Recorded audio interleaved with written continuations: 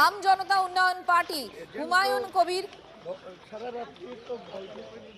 মুর্শিদাবাদে এই দলের কি পারফরমেন্স সেদিকেও নজর রয়েছে সকলের।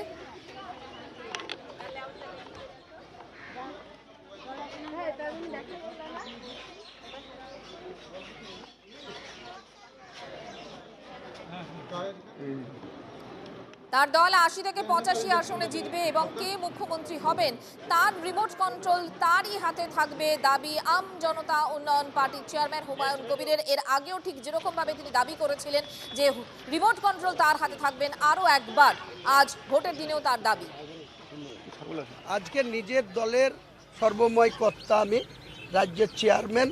আমার দলের ১৪২ জন প্রার্থী ছিল, তার মধ্যে ২৭ জন বিক্রি হয়ে গেছে। ২৭ জন তারা তৃণমূলের কাছে টাকা নিয়ে বসে পড়েছে। আমার এখনও ১১৫ জন প্রার্থী আছে, তার মধ্যে ভোটের রেজাল্টের দিনে দেখবেন ৮০ থেকে ৮৫টা সিট আমার প্রার্থী জিতবে এবং পশ্চিমবাংলার আগামী দিনে যেই মুখ্যমন্ত্রী হবে রিমোট কন্ট্রোলটা হুমায়ুন কবিরের হাতে থাকবে, মুসলমানদের হাতে থাকবে।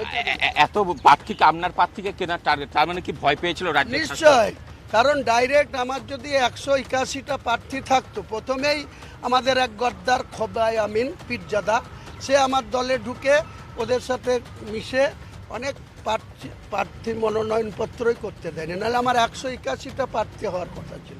প্রথমেই করেছিল এটা, তারপরে যারা প্রার্থীর টিকলো তাদেরকেও বিভিন্নভাবে টাকা দিয়ে পারচেজ করলো। কারা করলো? বিজেপি কেনে নি। যে বিজেপির বিরুদ্ধে এত কথা বলছে বিজেপি কেনে নি, কিন্তু অভিষেক কয়লা চুরি, পাথর চুরি, বালি চুরি, যত রকম চাকরি বিক্রি করার টাকা, এইসব অসৎ উপায়ের টাকা দিয়ে